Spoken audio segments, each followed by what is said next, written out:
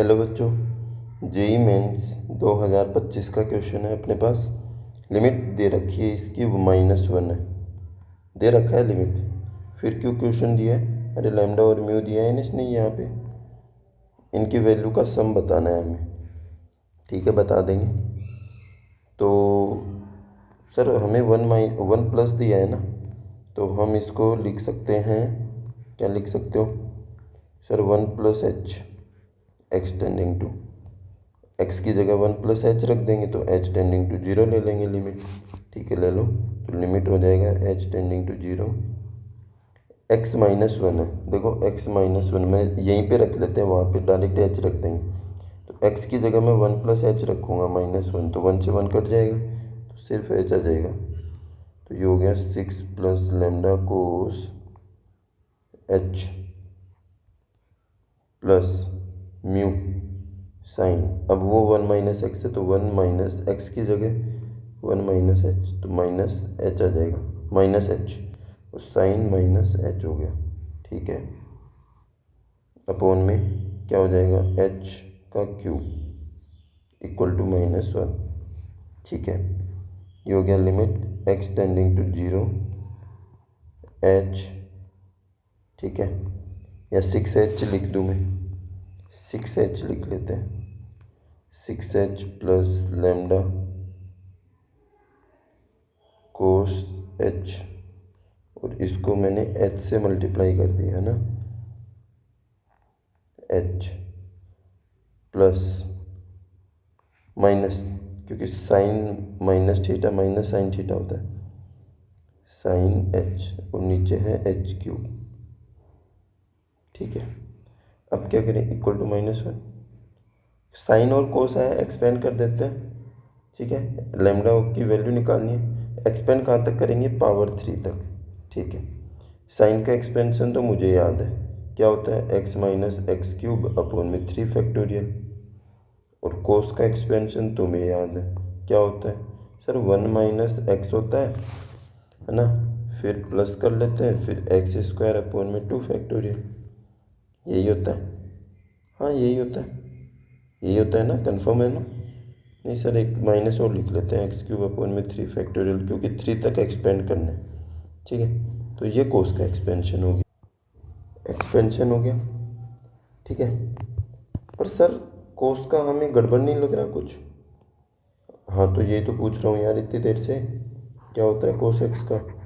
सही लिखा है, बस एक चीज़ एक्स्ट्रा लिखी है सर, -x नहीं आता इसमें, x²/2 फैक्टोरियल होता है, और फिर सर प्लस x⁴/4 फैक्टोरियल।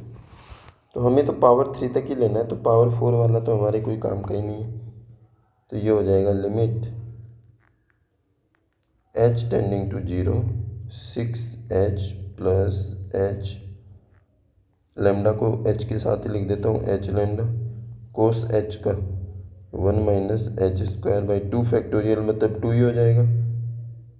ठीक है, माइनस म्यू साइन का हो जाएगा h -h³ अपोन में 6 डिवाइड में h³। ठीक है, इक्वल टू -1।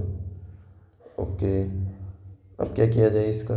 सर h वालों को एक जगह लिख लो। ठीक है, तो मैं लिख रहा हूँ 6h plus h lambda minus mu h को मैं एक जगह लिख लिया, फिर माइनस h। अब इसमें देखो तुम, क्यूब वाले को एक जगह लिख लेते हैं। देखो h इस h² से मल्टीप्लाई होगा तो क्यूब बन जाएगा। हाँ सर, बन जाएगा।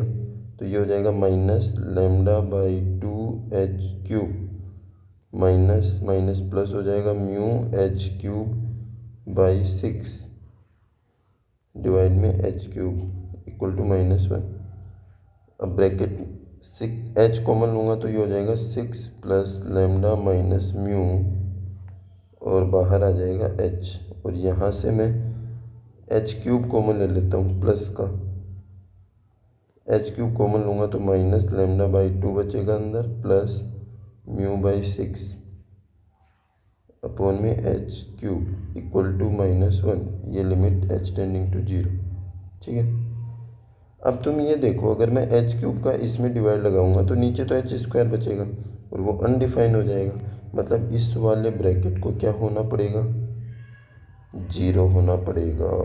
क्यों होना पड़ेगा, क्योंकि अगर भाई देखो एच से एच स्क्वायर नीचे बच रहा है, मतलब अनडिफाइन हो रहा है, और अनडिफाइंड क्वेश्चन होना नहीं चाहिए क्योंकि लिमिट उसने दी है।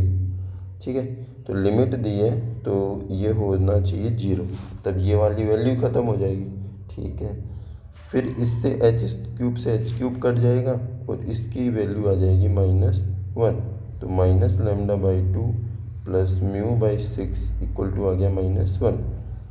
अब इसको 6 से मल्टीप्लाई कर दो, 6 से मल्टीप्लाई करेंगे तो डिनोमिनेटर से हट जाएगा, तो ये -3λ प्लस म्यू इक्वल टू 6 से मल्टीप्लाई किया वो -6 हो गया।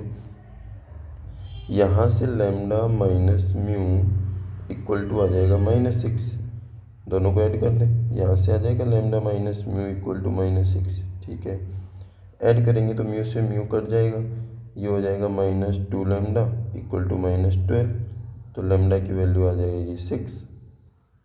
लैम्डा की वैल्यू अगर 6 आएगी तो यहाँ पे पुट कर देंगे, तो 6 माइनस म्यू इक्वल टू -6, तो माइनस म्यू हो जाएगा -12, तो म्यू हो जाएगा 12। ठीक है, हमें लैम्डा प्लस म्यू पूछा था, तो ये हो जाएगा 12 प्लस 6 या 6 प्लस 12 हो जाएगा। ठीक है, तो 6 प्लस 12 कितना होता है 18। ठीक है, तो 18 आ गया, आंसर में दिया है 18। हाँ सर दिया है, ऑप्शन नंबर ए दिया है, ऑप्शन नंबर ए आंसर हो गया। समझ में आया ये क्वेश्चन। हमें लैम्डा और म्यू निकालना था, तो हमने इसको एक्सपेंड कर दिया। एक्सपेंड वहाँ तक करते हैं जहाँ नीचे दे रखा है, ठीक है, पावर 3 तक। तो अब पावर 4 तो नहीं चाहिए क्योंकि पावर 3 तक करना था, तो इसमें तो पावर 3 है ही नहीं, तो एक्स स्क्वायर तक किया है, बाहर एच मल्टीप्लाई था। ठीक है, तो ये आ गया। हमने एक जगह कर दिया एच को एक जगह, एच क्यूब को एक जगह। ये एच वाला कोफिशिएंट 0 क्यों हुआ, क्योंकि ये नीचे वाले से कम था। मतलब नीचे अगर डिवाइड में 0 बन रहा है तो 1 डिफाइन हो रहा था, इसलिए हम उसको 0 बना दिए कि वो कैंसिल ना हो। ठीक है, फिर एच क्यूब से एच क्यूब कैंसिल हो गया, तो इसकी लिमिट क्या आ गई -1। फिर सोल्व कर लिया।